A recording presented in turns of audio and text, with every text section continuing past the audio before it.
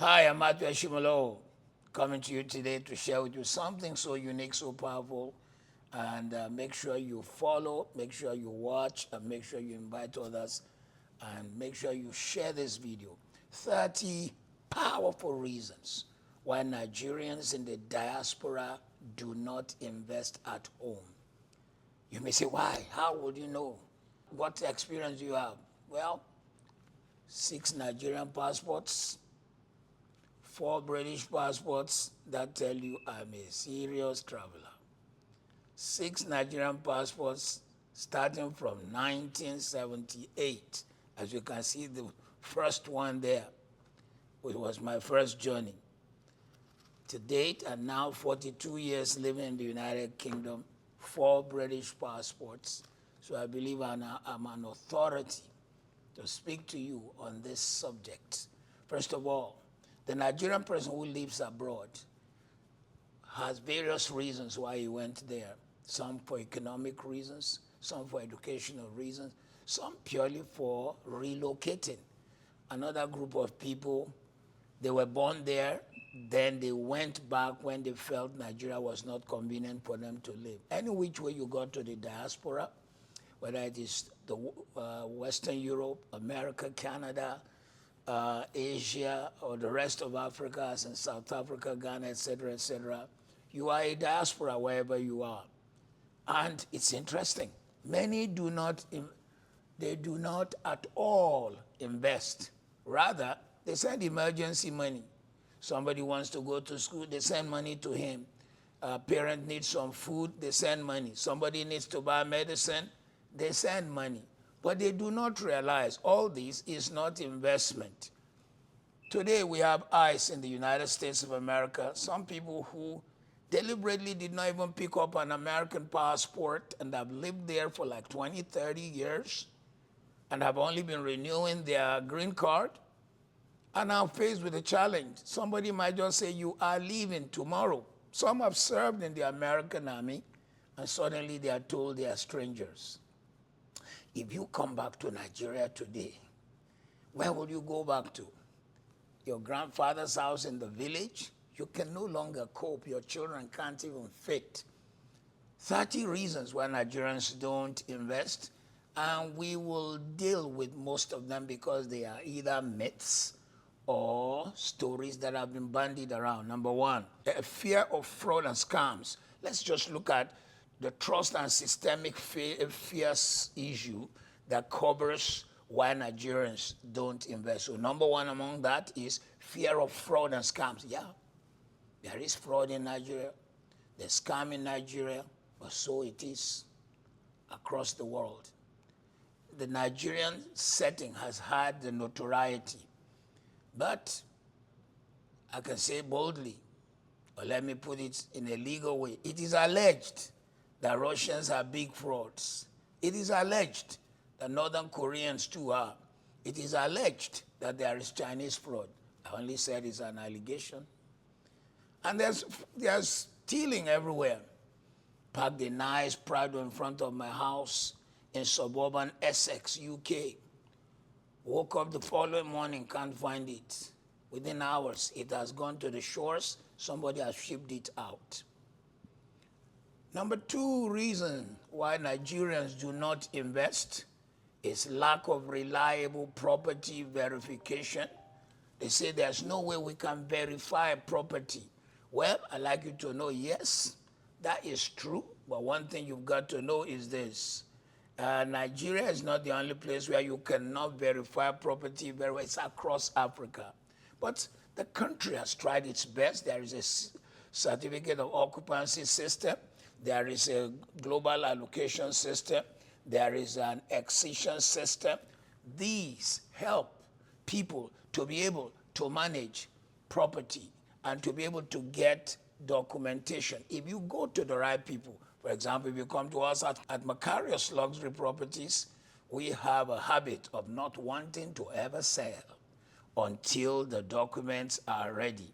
And if it is in process, we'll let you know. So you bought with you knowing we are processing.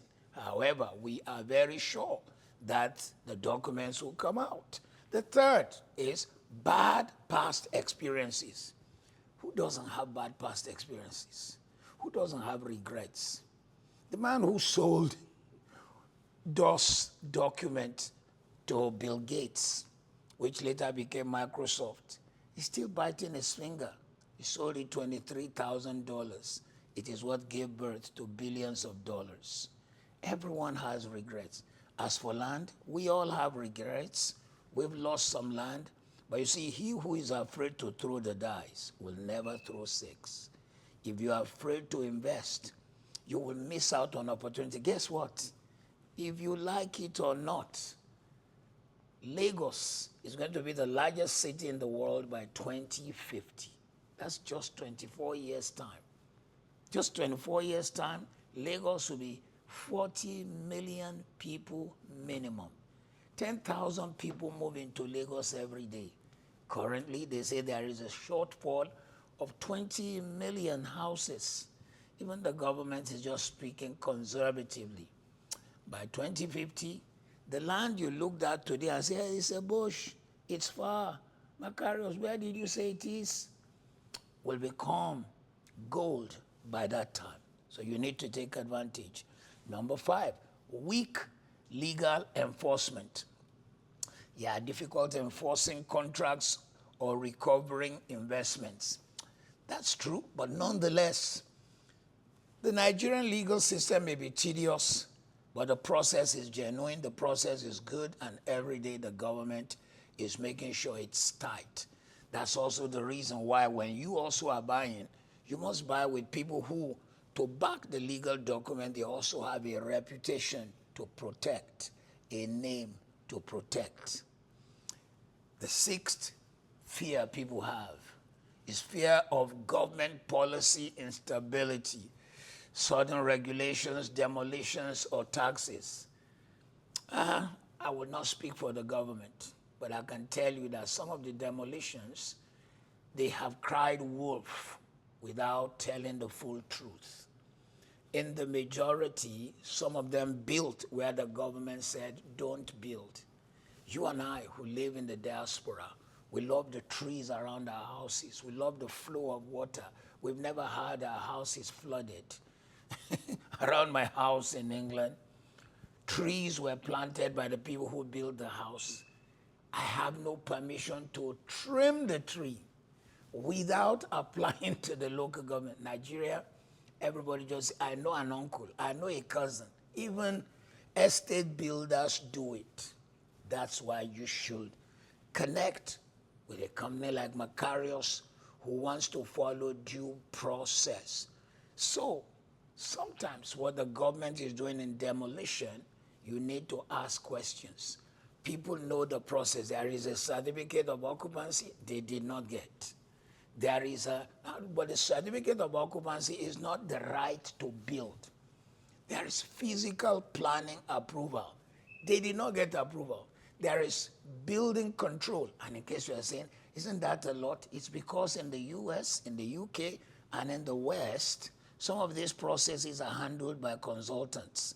As a man, a pastor, who has had to get approval for several church buildings, approval in the Western Hemisphere is like pulling teeth without anesthesia. It's tougher, harder, more difficult than ever it is in Nigeria. Nigeria is one of the simplest, easiest. The problem we have is somebody is trying to cut the corners, and of course, we cannot lie, and we cannot deny. There are government officers who also want a backhand. But if you have your documents, if you put your foot down, you can get what you need. But then also, that's why you come through Makarios. We at the front, we take all the bullets for you.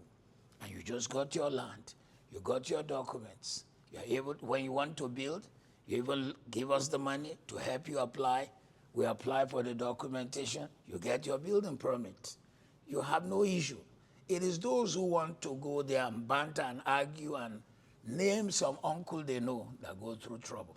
The second segment of our talk today on the reasons why Nigerians do not invest. Number 7 is currency devaluation. Yeah. It's an African issue. It's like every time a new government comes to power, Naira stands the risk and is devalued. But hey, ladies and gentlemen, the currency in your country too has been devalued several times. It's just that they know how to do it, like the tiny rats that eat the dirt under your feet and blows the wind, so you blow some air so you don't feel that it is biting you. When I got to the United Kingdom, a loaf of bread was 18 pence. Today it's almost 2 pounds. I didn't know when it was rising, but it rose. You see, actually, if you know how to turn it around, currency devaluation in Africa is the advantage of the diasporian. Because when the currency is devalued, the land is not devalued. You buy the land. As they devalue the currency, the land increases. Today, I'm doing this teaching from Lagos. Right now, because the currency was devalued, all landlords have jacked up their rent. Double, triple, quadruple.